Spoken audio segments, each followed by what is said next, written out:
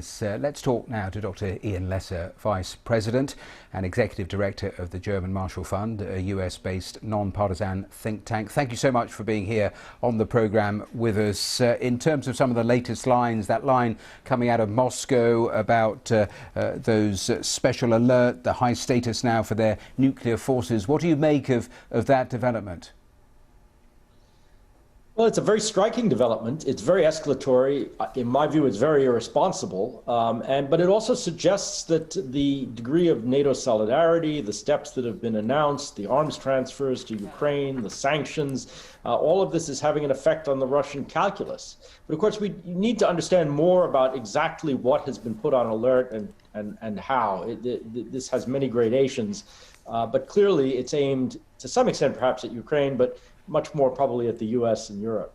Let's take it in stages, though. In terms of the aim at Ukraine, their foreign minister was saying only a short while ago he thought it a direct link to those talks that are currently going on or are about to start to just add the pressure, just turn the screw on them.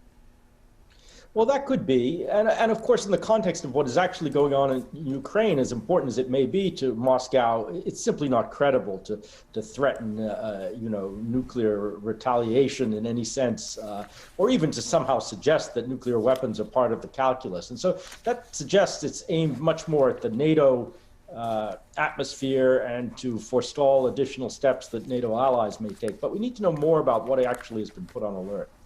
Sure, but in the meanwhile, already the Americans, with the latest line suggesting they are going to send more military equipment. We've had that German decision, all of those Western capitals looking to actually enhance the military hardware, the lethal force that they're currently sending to Ukraine.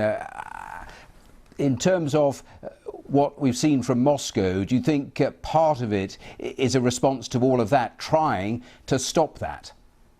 Oh, I do think it's a response to all of the things you mentioned. But also I think that has very little prospect of succeeding. I don't see any real prospect of NATO allies being deterred, either politically or in terms of what they're sending to Ukraine, by this kind of an announcement.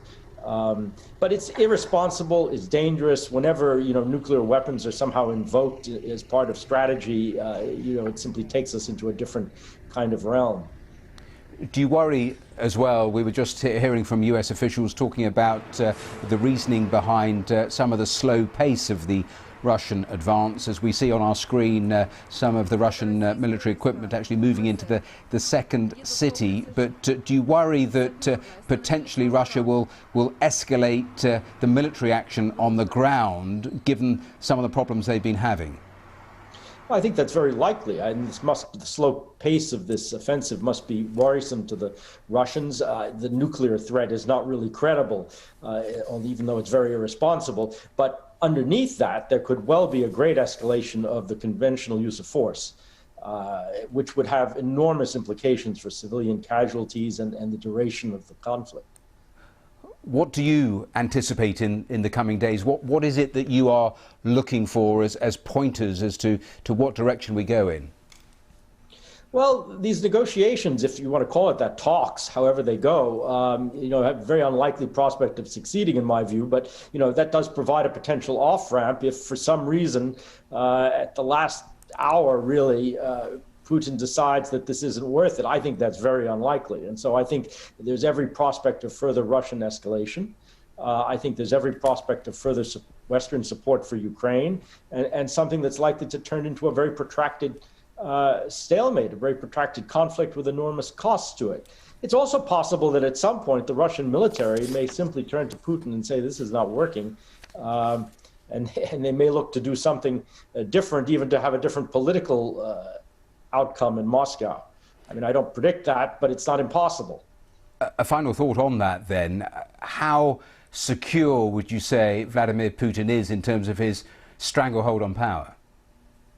I think the longer this drags on without any obvious success, as seen from the Russian side, his hold on power becomes weaker and weaker and weaker. Dr. Lesser, we have to leave it there, but thank you so much for joining us here on BBC News. Thanks so much for your time. Good to be with you.